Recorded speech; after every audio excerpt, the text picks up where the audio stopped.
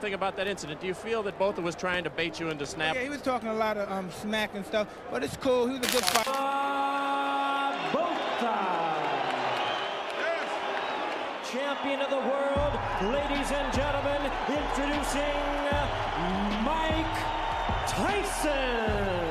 Mike Tyson, but actually when I saw him right now,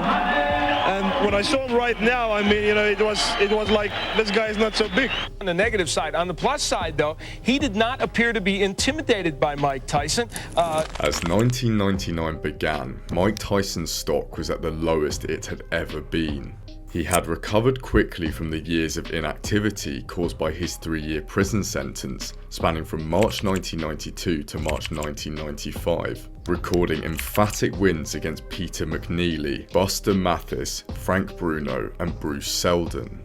Yet, in his next 2 bouts, he would find himself in a major predicament. Holyfield should knock him out within 2 rounds, maybe 1. But if I fought him, I would kill him. The whole thing is trying to intimidate. They don't put no fear in my heart because there's no fear to get. And so the whole thing that it might backfire on him because it don't bother me. Tyson clearly didn't rate Holyfield's chances in the bout, deeming him an overly ambitious cruiserweight who needed to stay in his lane. But for those who knew boxing, the press conferences showed a Holyfield who, unlike many before him, didn't seem fazed or intimidated by the baddest heavyweight on the planet. And unfortunately, the matchup would prove a harsh lesson for Iron Mike. Champion, like the overachieving warrior that he is. Oh, down goes Tyson! A left hook! That was a body shot. The nose he's got. Tyson fights at such a frantic pace, and you're pointing that out. Look out now as they come together. So he's got a headbutt and hurt. Oh, a straight right combination by Holyfield. Oh, Tyson's in trouble. She's ready. A straight right hand. The Talbot stops the fight, and Holyfield deployed his strategy perfectly, dodging Tyson's destructive hooks and uppercuts, clinching at key moments as Mike looked to find his feet, and remained in extremely close proximity to limit the power Tyson could produce. Admittedly, there were some dark arts used throughout. Tell us about that first round. He butted me in the first round, but then he butted me again the second round. Then as soon as he butted me, I watched him. He had me holding, and he looked right at me, and I saw him, and he was going for it, and he kept going for it, and he butted me again. He kept going down and coming up, and he charged into me. And no one warned him, no one took any points for him. Yet it did little to detract from the masterful victory. The fight was simply so entertaining and tightly contested, a rematch was a mere necessity. However, Tyson, not being known for his restraint, struggled to keep his anger in check in the return leg. I'm confident I'm gonna win, okay? I'm just ready to fight. Your guys are talking, people on his side are talking, they're not fighting. People on my side are talking, they're not fighting. But I'm gonna fight, and he's not gonna have the championship come Saturday. I have an edge, not because I won the fight, not because, you know, I got the best of it. It's just what I believe in gives. You know, go one step better and end Mike Tyson's career finally. Because Tyson can't. Holyfield, though Tyson has always hated these media gaps to get away, but the ever-available Holyfield was on his way to, you've guessed it, another press conference. Some good judges here feel he's lacking an edge and is maybe overconfident. Work. I love what I'm doing. New exercises have also been added.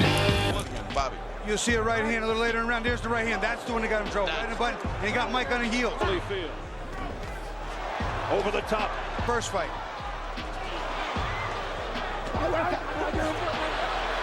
What happened here? He got bit, I think. Evander Holyfield, look out! Mike has just, see it, look at him. You can see it. You can see it. There it is. Tyson would be banned for 12 months after biting off part of Holyfield's ear, alongside receiving a $3 million fine plus legal fees. He effectively became a pariah in the boxing and public domain, with former sponsors and boxing organisations distancing themselves from him. Nevertheless, his comeback was set for early 1999 against the South African heavyweight Francois Botha. Botha boasted an impressive 39-1 record, with his only loss coming to Michael Moorer by TKO in the 12th round.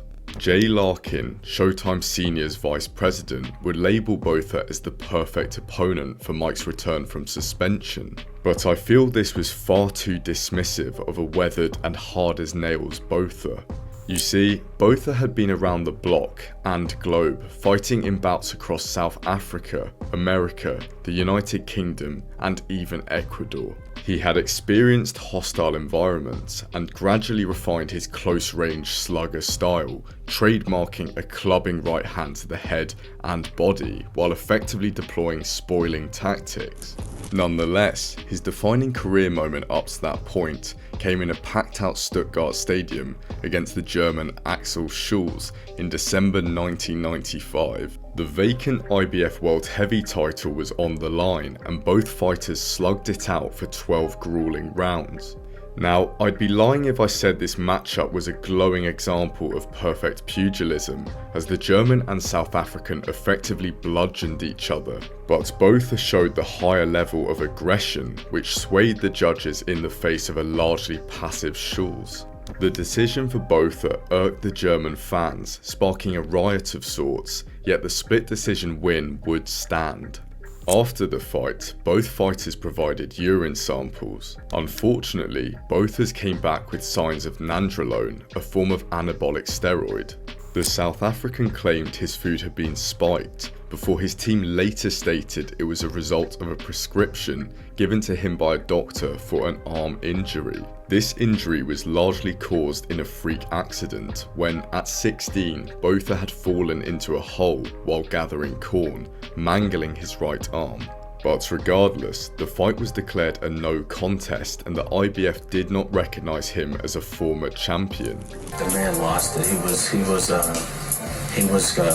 as they say, convicted of, taking steroids. I see myself going in first, but I see myself going out last.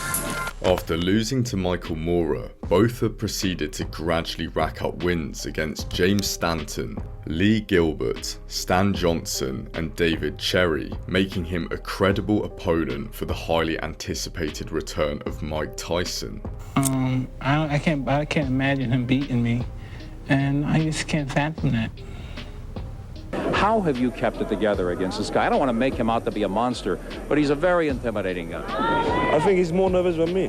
What makes you say that? He's got more pressure riding on him than me. I got everything to gain, he got everything to lose. Both are weighed in at 233 pounds, while Tyson came in at a sizable 223 pounds.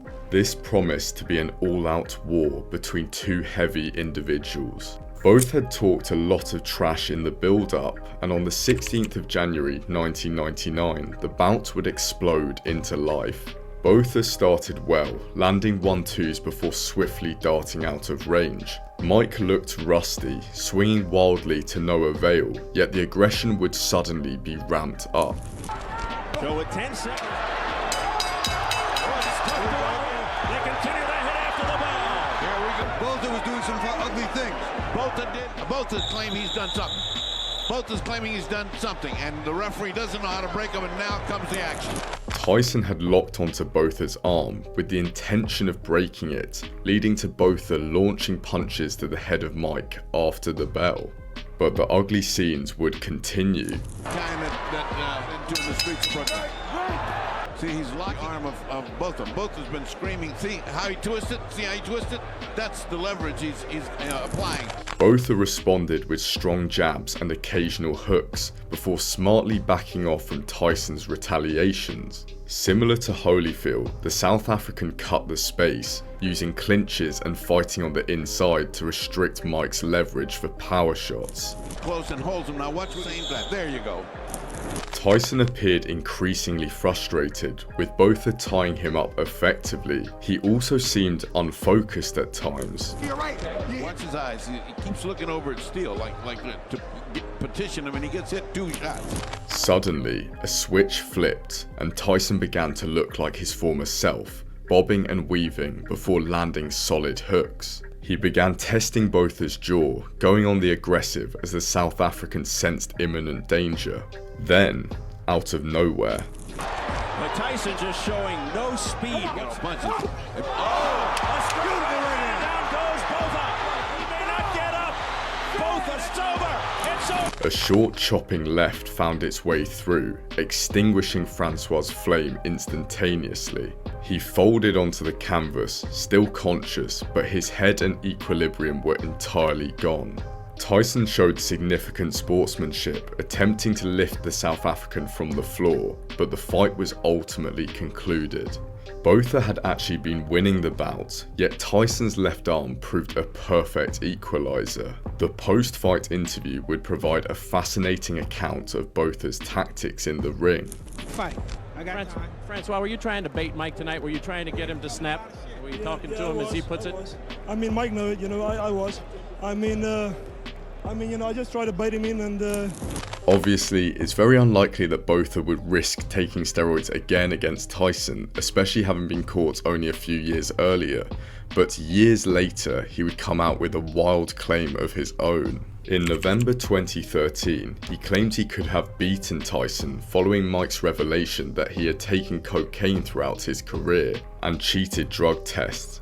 Tyson's drug problems have been well documented, especially in the fighter's own autobiography, Undisputed Truth, in which he admitted that he was high before taking to the ring against Lou Savarese in June 2000, alongside confessing that he had taken coke and weed for bouts, passing the test through using clean urine and a fake penis. Consequently, Botha's claim may be somewhat credible in terms of Mike being under the influence for their fight. Whether coke or weed would have helped Tyson in a bout remains a question for another day. Now, you may point out that Botha was implying that Tyson took steroids in their bout. There's no real evidence, but it doesn't stop strong speculation from all sides of the internet. Yet, Botha of all people definitely isn't one to point the finger, especially in light of being busted against Schulz, and in February 2013 he was caught again after using phentermine and benzodiazepine in his fight against Sonny Bill Williams. Both of these drugs are on the World Anti-Drug Agency banned list. Unfortunately, in light of this, a pattern of drug usage does emerge across Botha's career, making it more likely that he may have used illicit substances on separate occasions, maybe against Mike. I guess we're unlikely to find out.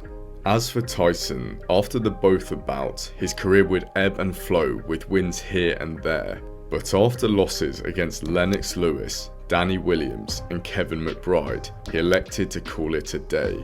Or did he? Thank you so much for watching, guys. Please let me know down in the comments if you think either Mike or Botha were using steroids for the bouts, or any of their other bouts really. I could debate this topic until the cows come home. Also, if you happen to be on TikTok or Insta, why not give me a follow? I'll be trying to post more often on there.